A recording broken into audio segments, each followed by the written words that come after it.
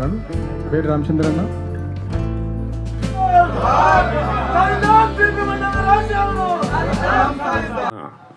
బేరి రామచంద్ర యాదవ్ గారికి, నాగరాజు యాదవ్ గారికి, అదేవిధంగా ఈ కార్యక్రమానికి ముఖ్య అతిథులుగా వచ్చినటువంటి మాజీ మంత్రివర్యులు శ్రీ కృష్ణ యాదవ్ గారికి, అదేవిధంగా సూరజ్ మండల్ గారికి, శ్రీశైలం యాదవ్ గారికి, శ్రీనివాస్ యాదవ్ గారికి, అదేవిధంగా రామచంద్ర యాదవ్ గారికి, రాములు ఊరు తిరుగుతూ కష్టపడుతున్నటువంటి రాములు యాదవ్ గారికి, ఇంకా చాలామంది పెద్దలు, లలితకు, మరి ఇంకా చాలామంది పెద్దలందరూ ఉన్నారు.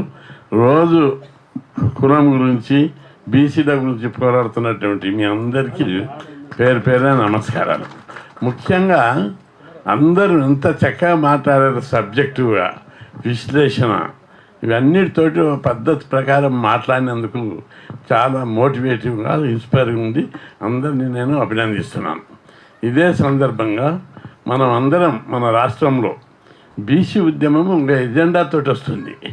మండల్ కమిషన్ అప్పుడు కూడా, మండల్ కమిషన్ అప్పుడు మండల్ గారు హైదరాబాద్కి వచ్చినప్పుడు లేక్ వ్యూ గెస్ట్ హౌస్లో, నేను అప్పుడు Osman university law college president ఉన్నా, పోయి రిప్రజెంట్ చేసాం. యూనివర్సిటీ నుంచి ఒక 100 మందిని తీసుకుపోయి మన డిమాండ్ అన్ని ఇచ్చాము. బేటే అని మంచిగా మర్యాద ఇచ్చి అవన్నింటినీ మండల్ కమిషన్లో పేరుతో సహా మనం ఇచ్చిన అన్ని కూడా మండల్ కమిషన్లో చేర్చారు. అట్లా గొప్ప మనస్తత్వం మండల్ గారిది. మండల్ గారితో ప్రత్యక్షంగా ఫోటోలు దిగి మాట్లాడి మన డిమాండ్ చెప్తే, మీరు మంచి డిమాండ్ చెప్పారు, ప్రజలకు సంబంధించిన డిమాండ్ చెప్పారు, అన్ని రాష్ట్రాలలో పోతే పొలిటికల్ డిమాండ్ చెప్పారు, తెలంగాణ ఈ హైదరాబాద్కి వస్తే మీరందరూ విద్యార్థులు చదువుకోవడానికి, ఉద్యోగాలు చేయడానికి, ఏమేమి చేస్తే ఈ కులాలు డెవలప్ అవుతాయని మీరందరూ చాలా చక్కగా చెప్పారని అభినందించాడు. అది మొదటి పరిచయం.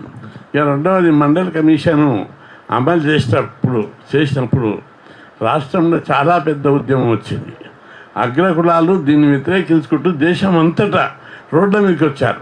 మన కులాలన్నింటినీ చిన్న చూపు చూస్తూ బూటు పాలు చేయడు, పాలు విండు, లేకపోతే గొర్రెన్ మేపుడు, బట్టలు ఉతుకుడు, మన కుల వృత్తానికి కించపరిచే విధంగా అగ్రకులాలు అంతటా చేశారు. అప్పుడు ఉస్మాన్ యూనివర్సిటీలో కృష్ణ యాదవ్ గారు ఉన్నారు.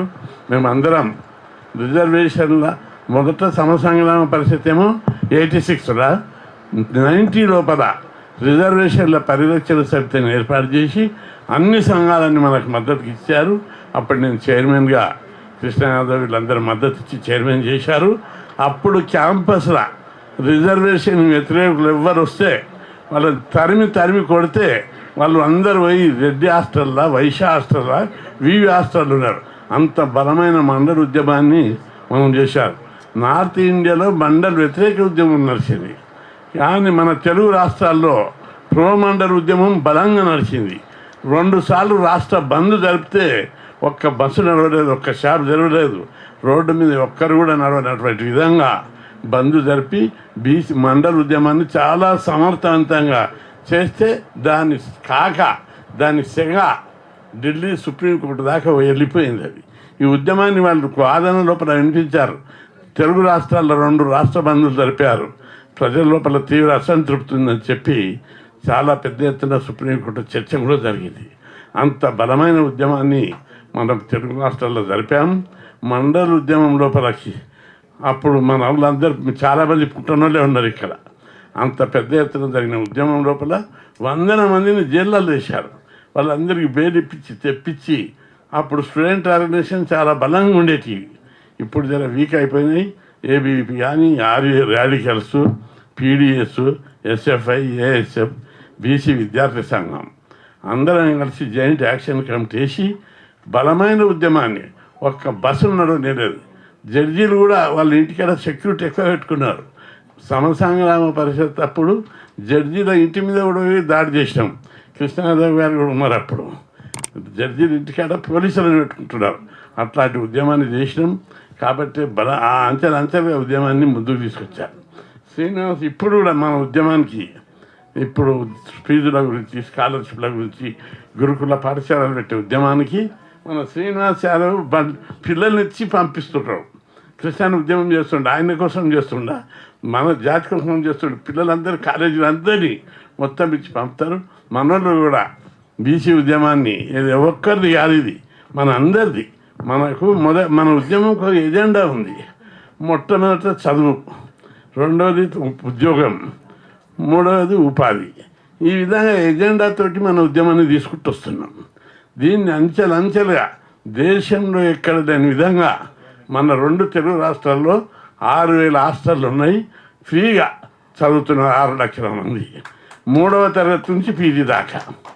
అదేవిధంగా మంచి క్వాలిటీ ఎడ్యుకేషన్ కావాలి అని చెప్పి బీసీ గురుకులాలు, ఎస్సీ గురుకులాలు, ఎస్టీ గురుకులాలు పెట్టిస్తే 1,500 గురుకుల పాఠశాలలు ఉన్నాయి. అవి దేశంలో ఎక్కడ లేవు ఈ హాస్టల్.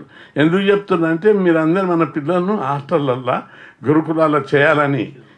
ఇక్కడ ఉన్న వాళ్ళకి అవసరం లేకుండా మన బంధువులు, చుట్టాలు గ్రామాలలో ఉంటారు, వాళ్ళందరినీ ఫ్రీ ఎడ్యుకేషన్ ఉంది, చదివించాలని మీరు చెప్పాలి.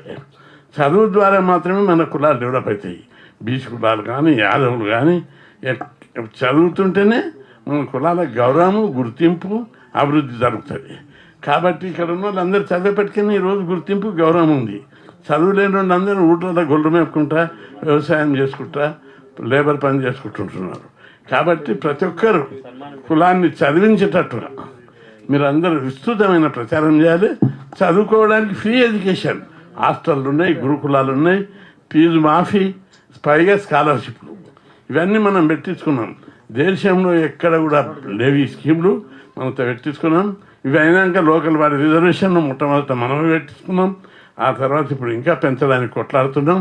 ఇప్పుడు రెండవది చట్టసభల్లో, పార్లమెంట్లో బీసీ బిల్లు పెట్టి చట్టసభలో 50% రిజర్వేషన్లు పెట్టడమే మన టార్గెట్ ఇప్పుడు.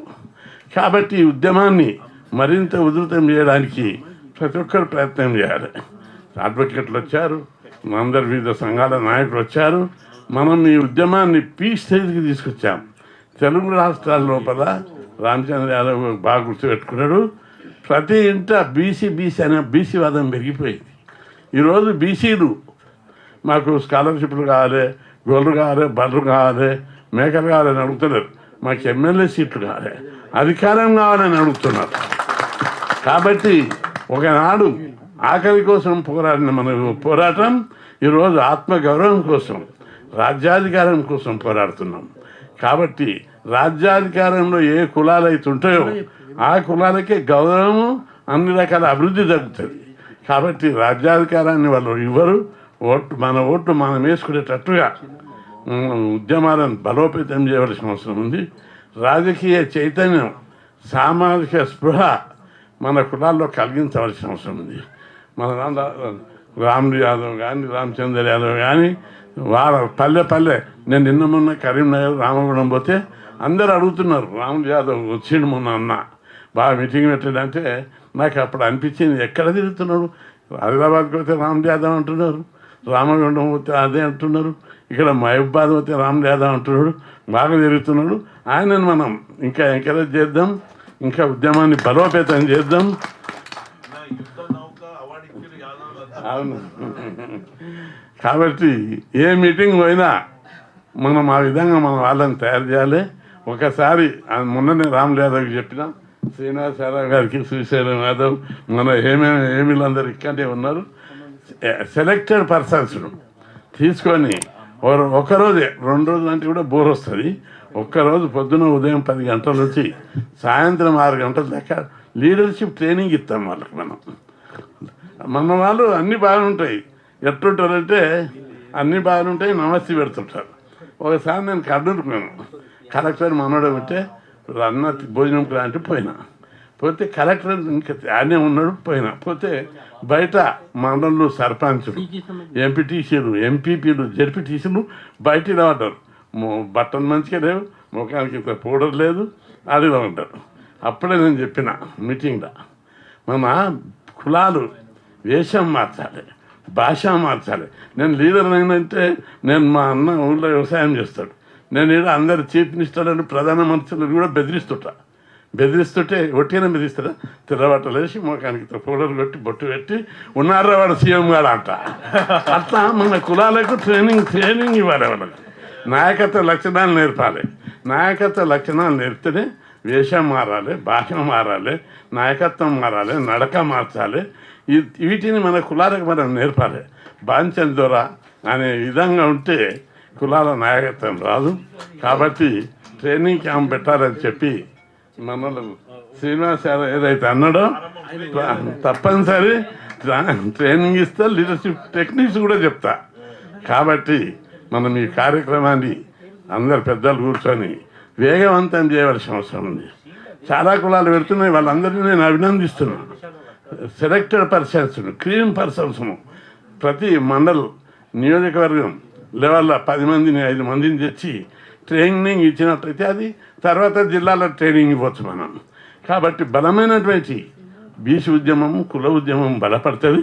ఆ లెవెల్లో ఉపయోగకరమైన పని ఆ విధంగా చేయాలని చెప్పి రాజ్యాధికారానికి పునాది అవుతుంది.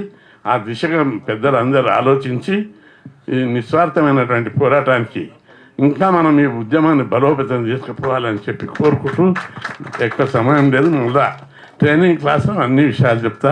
తప్పనిసరి మీరు అందరికీ ట్రైనింగ్ రావాలి కోరుకుంటూ, మరి కులాన్ని బీసీ ఉద్యమం లోపల బలోపేతం చేయడానికి ఇది నిస్వార్థమైన పోరాటం. ఎవరికి ఉపయోగపడేది జాతికి ఉపయోగపడుతుంది, కులానికి ఉపయోగపడుతుంది, అభివృద్ధికి కులానికి అభివృద్ధి ఒకటే ధైర్యాన్ని ఇవ్వాలి, సంస్కారాన్ని ఇవ్వాలి. కాబట్టి ఈ ఉద్యమాన్ని మరింత ముందుకు తీసుకుపోవాలని కోరుకుంటూ సెలవు తీసుకుంటాను.